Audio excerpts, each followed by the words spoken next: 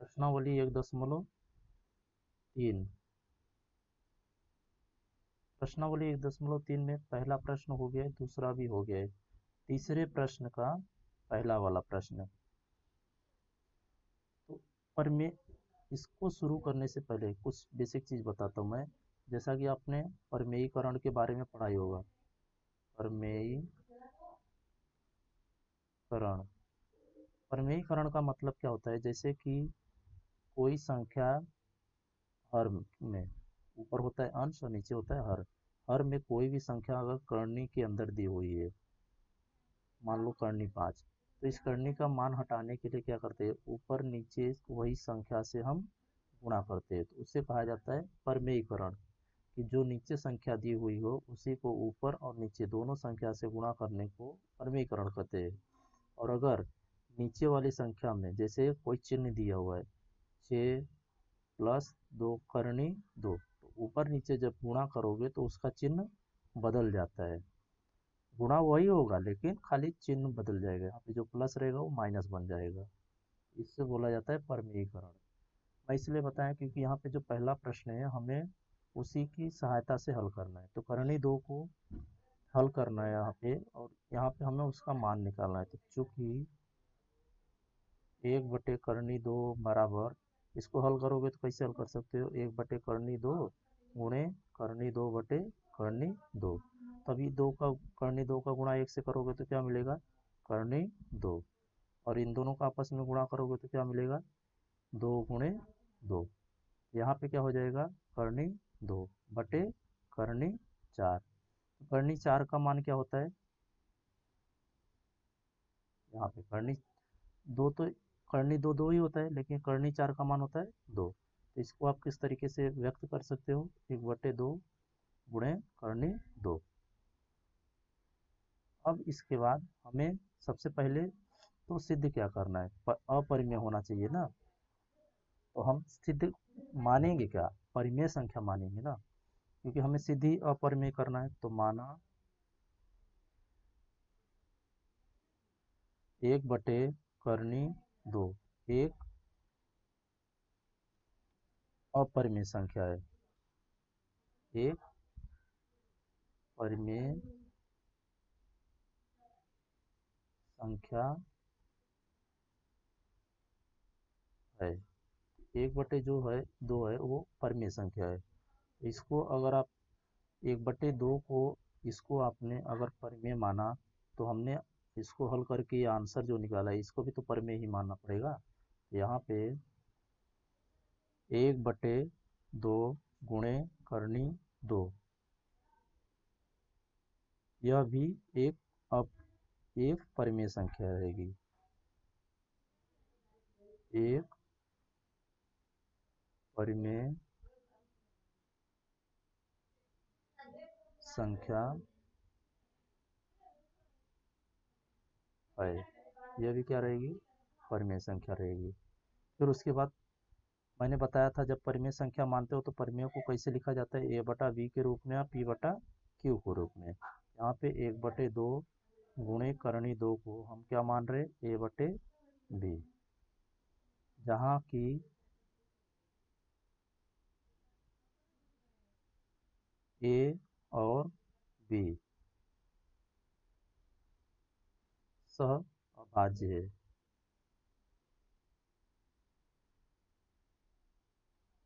दोनों कैसे, सहअभाज्य, सहअभाज्य पूर्णांक है।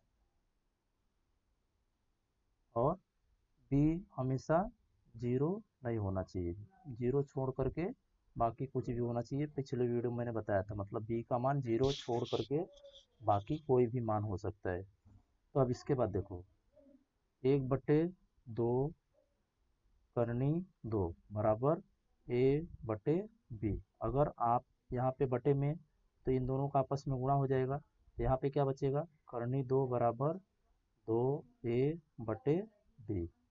ये हो जाएगा 1 नंबर। अब इसके बाद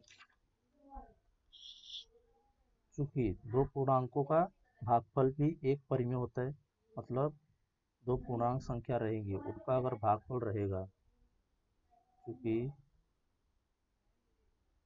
दो पूर्णांकों का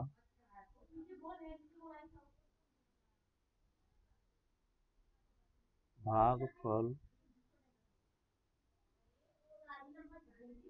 भी एक परिमेय संख्या होता है। मतलब दो अगर संख्याएं दी हुई है तो उनका आप भाग पूर्णांक संख्या दी हुई है, उनका भाग दोगे तो जो आंसर आएगा भागफल होता है वो भी पूर्णांक ही होता है। अब इसके बाद इसलिए दो ए बटे बी एक परिमेय है।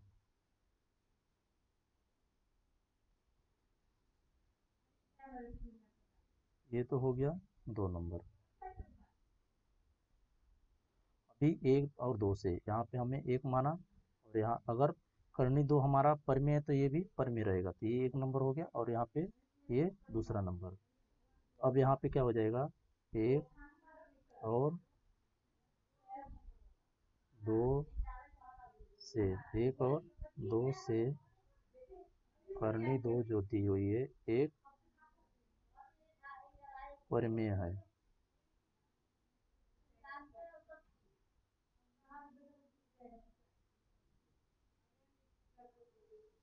परंतु यह इस इसका विरोधाभासी है।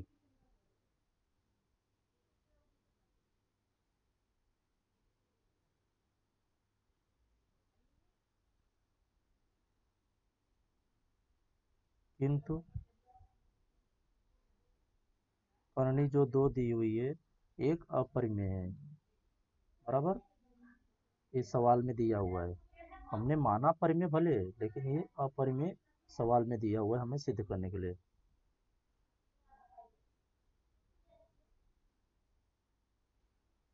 इसलिए हमारी कल्पना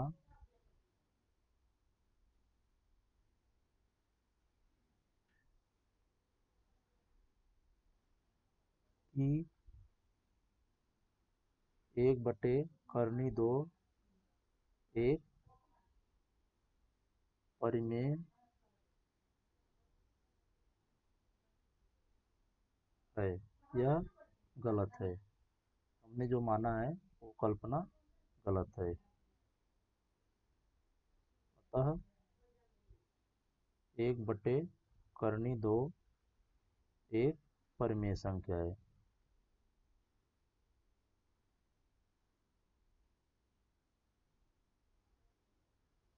एक अपरिमेय हो गया।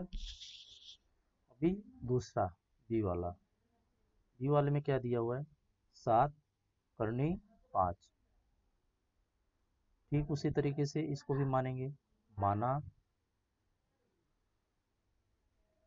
7 करनी 5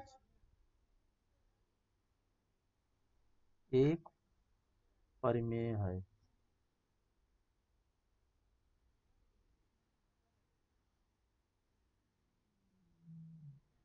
तो 7 करनी 5 परिमेय के लिए हम क्या किस रूप में लिखते हैं, पी बटा क्यू या फिर ए बटा बी के रूप में, जहाँ ए और बी दोनों क्या है, सहभाज्य पूर्णांक है। ए और बी सहभाज्य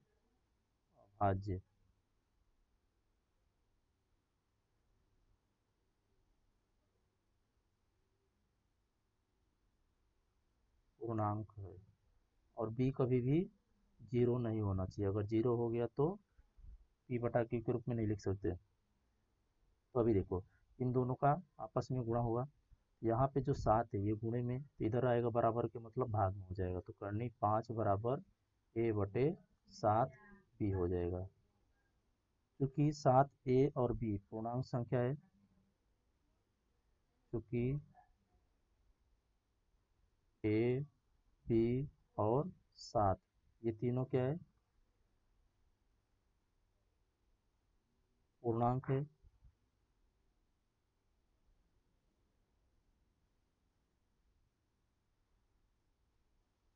इसलिए 7a/b एक परिमेय है।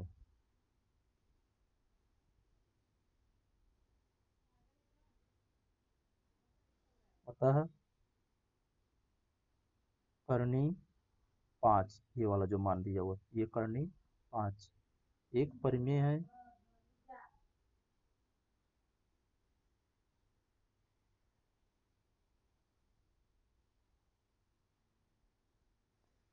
हमारी परंतु करनी 5 एक अपरिमेय होता है, ये सवाल में दिया हुआ था, परंतु हमें सिद्ध करना था। बराबर, करनी 5 एक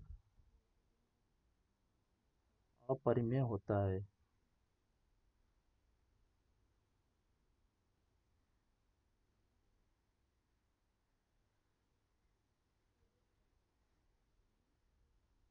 हमारी कल्पना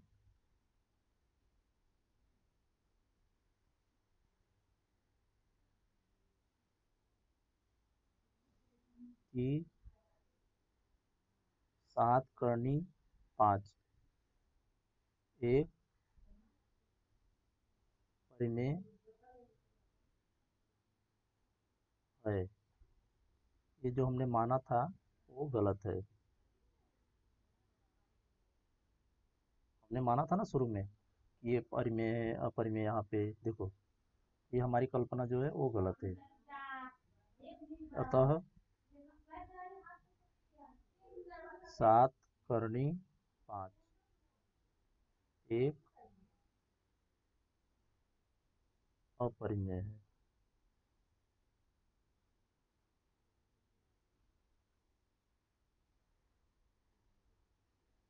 ये प्रश्न दूसरा हो गया। अभी तीसरा प्रश्न देखो, 6 प्लस करनी 2।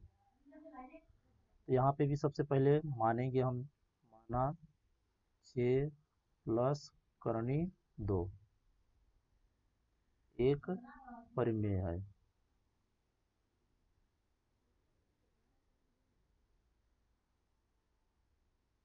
बराबर, फिर उसके बाद परिमेय है तो उसको किस तरीके से लिख सकते हैं, a/b या p/q के रूप में, जो कि p का मान जो अंश नहीं हर जो है वो 0 नहीं होना चाहिए, जहाँ की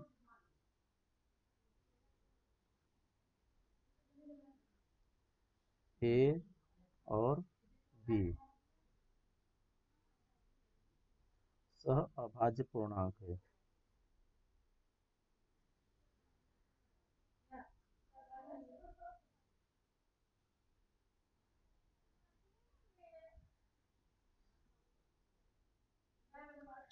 और b 0 के बराबर नहीं होना चाहिए, 0 छोड़ करके कुछ भी हो सकता है। अभी देखो ये प्लस में दिख रहा है 6, बराबर को उस तरफ जाएगा तो माइनस में हो जाएगा, तो a/b -6। अब b का गुणा तिर्यक गुणा करो यहाँ पे, तो क्या हो जाएगा, 6 का गुणा b के साथ करोगे तो 6b/b हो जाएगा। अब उसके बाद यहाँ पे चूंकि ए बी और 6 जो ये वाली संख्या दी हुई है, चूंकि ए बी और 6 ये सब क्या है, पूर्णांक है।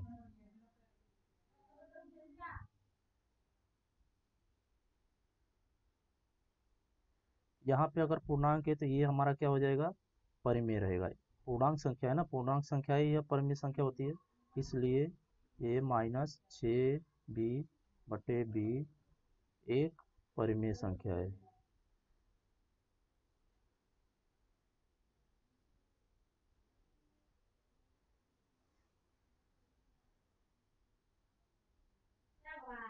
परंतु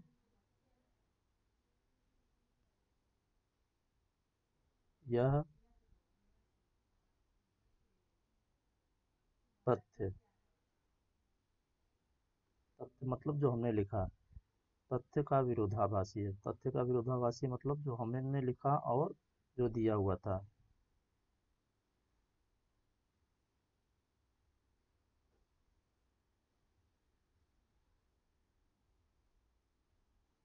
विरोधाभासी है कि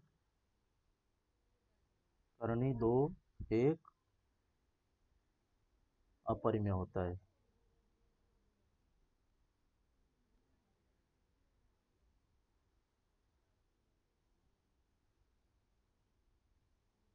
इसलिए हमारी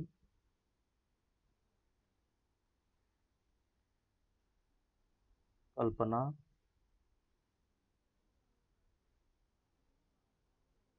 कि 6 प्लस करनी 2 1 परिमेय है, यह गलत है। हमने जो माना था यह गलत है। अतः 6 प्लस करनी 2 1 अपरिमेय है। ये हम सिद्ध नहीं कर पाए ना कि वो परिमेय है, इसीलिए ये संख्या क्या हो गई, अपरिमेय हो गई।